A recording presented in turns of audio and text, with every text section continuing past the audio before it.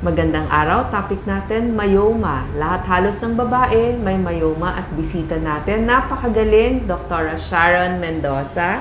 Andito tayo sa clinic niya, sa Doc Sharon Women's Ultrasound Clinic. So, pag po kayo ay may myoma, paano ba nalalaman, Dr. Sharon, kung may myoma ang isang babae?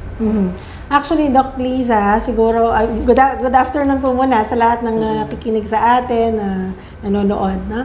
So, yung myoma kasi very common sa mga kababaihan.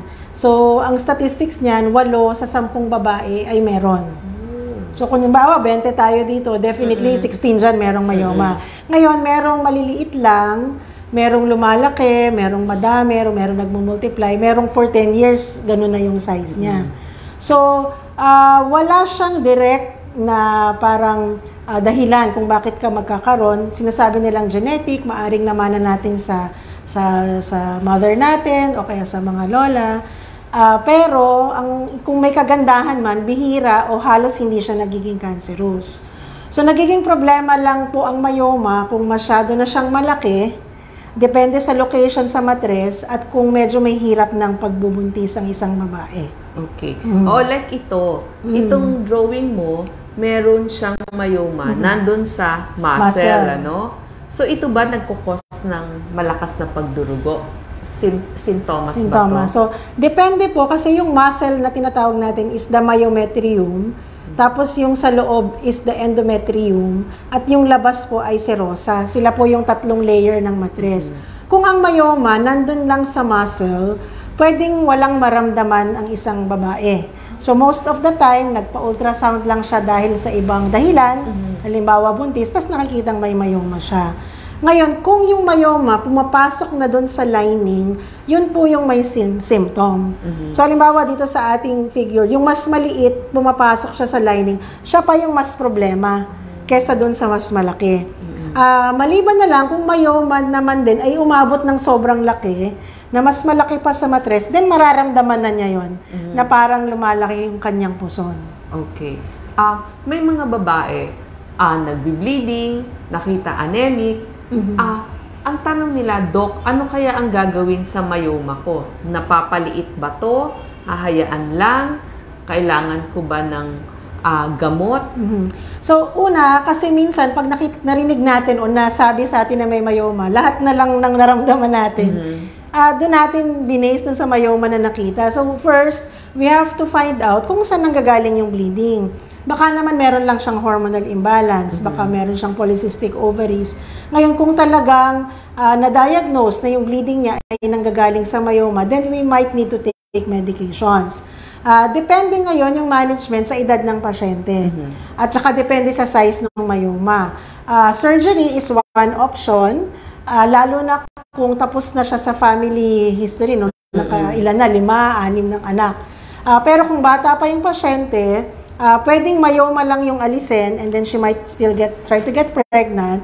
Meron din pong mga medications na pwede tayong gamitin for myoma na hindi inooperahan.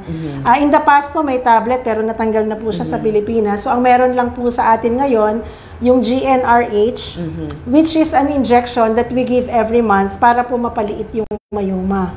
Meron na rin pong mga procedures na nagagawa sa malalaking hospital, yung tinatawag po nating HIFU at saka yung endometrial ablation.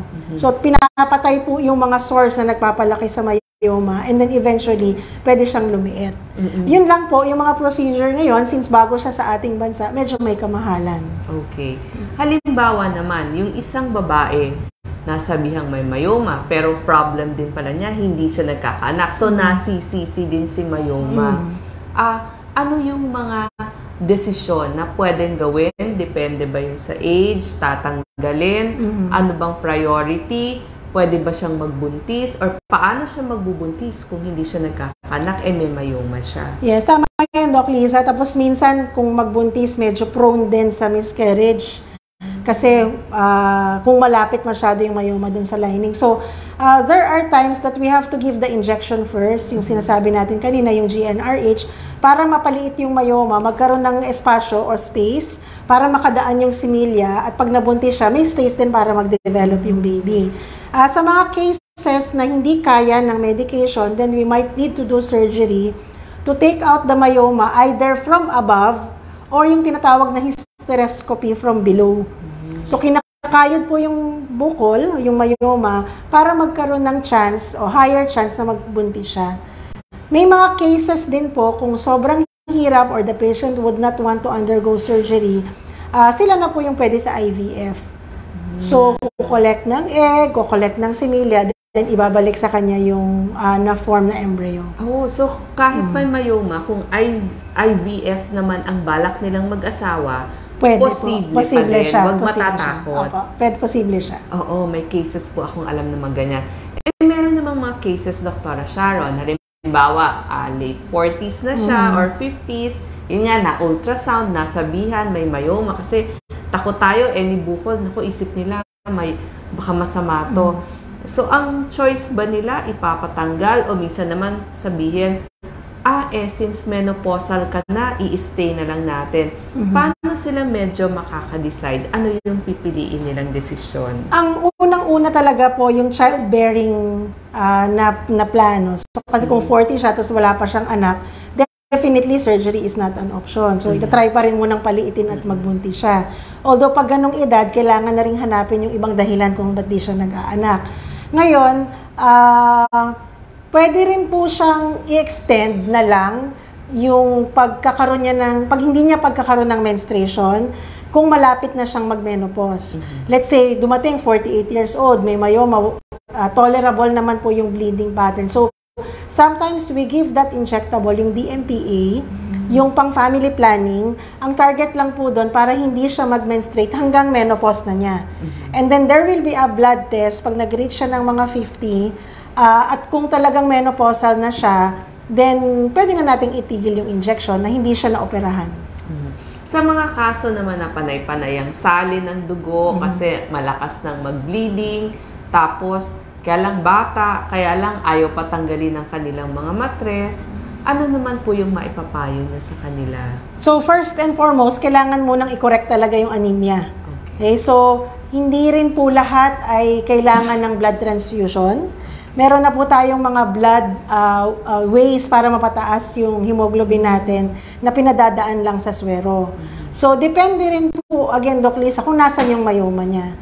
So, kung nandun mismo sa lining, so that patient might need hysteroscopy guided. No? So, from the inside, kakayurin lang po yung area na pumapasok sa lining, especially kung bata pa siya. Okay. So, last words sa mga lahat ng may myoma, ano ba yung maipapayo nyo sa kanila? Okay, dun sa mga na-diagnose pong may myoma, wag po tayong matatakot. Very common din po siya. But then, napaka-importante po na patingnan at madiscuss sa inyong OB-gynecologist para malaman natin kung meron po ba tayong kailangan gawin para hindi po tayo pupunta na anemic na tayo o namomroblema na tayo. And we have to go back dun sa time na pinababalik for monitoring. Okay. Thank you so much, Dr. Sharon Mendoza.